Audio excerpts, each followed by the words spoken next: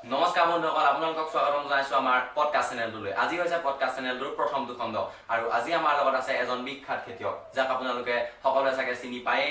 তো আমি নিমন্ত্ৰণ জনাইছো, তাৰমানে স্বাগতম জনাইছো আমাৰ ভাগ্যদীপ শইকীয়া। নমস্কাৰ। ভাগ্যদীপ শইকীয়া, আজি আপোনাৰ লগত আমাৰ বহুখিনি কথা পাতিবলগীয়া আছে। আপোনাৰ ষ্ট্ৰাগলৰ বিষয়ে, আপোনাৰ এই যিখিনি আপুনি কষ্ট কৰি এইটো পৰ্যায়ত পাইছে সেইটোৰ বিষয়ে। তো প্ৰথমতে আপোনাৰ খবৰ কেনেকুৱা? ভাল, মোৰ খবৰ ভাল আৰু মই আপোনাক ধন্যবাদ জনাইছো আজি মোক এই অনুষ্ঠানটোলৈ মাতি অনাৰ বাবে। ভাগ্যদীপ শইকীয়া, যিহেতু আপোনাৰ খবৰ ভাল, মোৰ ফালৰ পৰা আপোনালৈ প্ৰথমটো প্ৰশ্ন হৈছে, আপুনি প্ৰথম কিহৰ খেতি কৰিছিলে?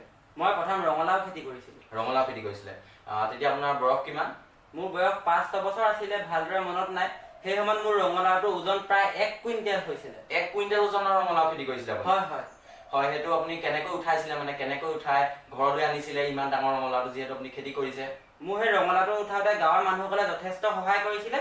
প্ৰায় 1000 মানুহে লগ লাগি আমি সেই ৰঙালাওটো ঘৰলৈ আনিছিলোঁ। ভাগ্যদীপ শইকীয়া, আপোনাৰ ৰঙালাওৰ কথা গম পালো, এইটো বহুত ডাঙৰ ৰঙালাও আছিলে। আপুনি মোক এইটো কথা কওক, আপুনি ৰঙালাওটো বিকিছিলে নে খাইছিলে নে কি কৰিছিলে, মানে ইমান ডাঙৰ ৰঙালাও যিহেতু? এইটো মোৰ ৰঙালাওটো বিক্ৰী কৰা নহ'ল, যিহেতু আমি গাঁৱৰ সকলো ৰাইজে মিলি ৰঙালাওটো ঘৰলৈকে আনিছিলোঁ। আমি ৰাতিলৈ প্ৰায় 14খন গাঁৱৰ মানুহে সেই ৰঙালাওটো এটা ডাঙৰ ভোজ ভাত খালোঁ। ভোজ ভাত খালে? হয় হয়, শুনি ভাল লাগিল। আপোনালোকে ভোজ ভাত খালে, আপুনি বহুত ভাল কাম কৰিছে এইটো। সেইকাৰণে চাগে আপুনি আজি এইটো পজিশ্যনত আছেহি। আপুনি যেতিয়া খেতি কৰিছিলে প্ৰথমবাৰৰ বাবে, তেতিয়া আপুনি কি সঁজুলি ব্যৱহাৰ কৰি খেতি কৰিছিলে? মই তেনেদৰে প্ৰথম অৱস্থাত কোনো সঁজুলি ব্যৱহাৰ কৰা নাছিলোঁ। আমাৰ ঘৰখন অতি দুখীয়া আছিলে। ওচৰৰ মানুহবোৰে গৰুৱে হাল বাইছিলে, কিন্তু আমাৰ সেই সময়ত এহাল গৰু কিনিব পৰা সমৰ্থবান নাছিলে। সেয়েহে ৰাতিপুৱা 2 বজাতে উঠি মই নিজ কান্ধেৰে হাল টানি স্কুললৈ গৈছিলোঁ। আপুনি স্কুললৈ গৈছিলে হাল টানি? হয় হয়। তেতিয়া আপুনি কোন ক্লাছত পঢ়ি আছিলে? মই তেতিয়া আপোনাৰ 2য়-3য় শ্ৰেণীত পঢ়ি আছিলোঁ। যিহেতু আপুনি নিজ কাণেৰে হাল টানি পেলাই মাটি চহাইছিলে, আপোনাৰ কষ্ট হোৱা নাছিলে নেকি? হৈছিলে, মোৰ যথেষ্ট কষ্ট হৈছিলে। তথাপিও মই সেই সময়ত সদায় 2 বিঘা মাটি হাল বাই স্কুললৈ যাব পৰা সামৰ্থ্য আছিলে। কিন্তু আজিকালি নোৱাৰে, আজিকালি বয়সৰ ল'ৰা ছোৱালীয়ে এইটো কাম কৰিব নোৱাৰে, মই সেইটো নিশ্চিত। ভাগ্যদীপ শইকীয়া, আপুনি প্ৰথমতে বহুত কষ্ট কৰি নিজেই খেতি কৰিছিলে।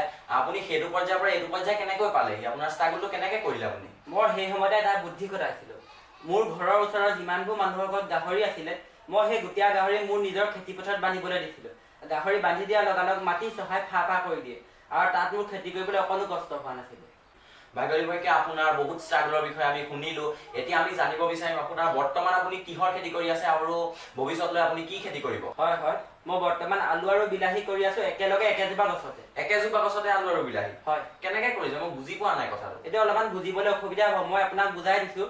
মই পোনপ্ৰথমে বিলাহীটো কাটি তাৰ মাজত আলু ভৰাই দিওঁ আৰু সেই বীজটো ৰোপণ কৰোঁ। যেতিয়া গছজোপা পৰিণত হয়, তেতিয়া তাৰ তলত আলু লাগে আৰু মাটিৰ ওপৰত বিলাহী লাগে। মই এনেদৰে বৰ্তমান 10 বিঘা খেতি কৰি থৈছোঁ। ভাগ্যদীপ শইকীয়া, আমি আপোনাৰ বৰ্তমানৰ কৃষিৰ বিষয়ে জানিলো। আমি এতিয়া জানিবলৈ বিচাৰিম, আপোনাৰ যিটো ভৱিষ্যতৰ কৃষিক লৈ প্লেনিং আছে, আপুনি কিহৰ খেতি কৰিম বুলি ভাবিছে? মই আপোনাৰ ভৱিষ্যতে নিমখৰ খেতি কৰিম বুলি ভাবিছোঁ। নিমখৰ খেতি? হয়। নিমখটোতো সাগৰত উৎপাদন হয়তো, আপুনি ঘৰত তাৰ খেতি কেনেকৈ কৰিব? পাৰি, চেষ্টা কৰিলে সকলোবোৰ কৰিব পাৰি। যিহেতু নিমখ সাগৰৰ তলতো নাথাকে, ওপৰতো উপঙি নাথাকে, মিহলি হৈহে থাকে। গতিকে মই কাম কৰিছোঁ, আপোনাৰ বহুতো পুখুৰী খান্দিছোঁ আৰু মোৰ সদায় বনুৱাসকলে কাম কৰি থাকে, তেওঁলোক ঘামিও থাকে। মই তেওঁলোকক সেই পুখুৰীতে গা ধোৱাৰ ব্যৱস্থা কৰি দিছোঁ। আৰু ঘাম মিহলি হৈ পানী নিমখীয়া হ'ব, সাগৰৰ দৰে হ'ব। তাৰ ফলত এসময়ত বহুত নিমখ উৎপন্ন হ'ব মোৰ সেই পুখুৰীটোৰ পৰা। হয় হয়, আপোনাৰ লগত কথা পাতি আমাৰ বহুত ভাল লাগিল, যিহেতু আপুনি বেলেগতকৈ বেলেগকৈ খেতি কৰে। আমাৰ এতিয়া সময় হৈছে আপোনাক বিদায় দিবলৈ। আপোনাক বিদায় দিছোঁ আৰু আমি পডকাষ্ট চেনেলটোৰ পৰা আমিও বিদায় মাগিছোঁ। ধন্যবাদ।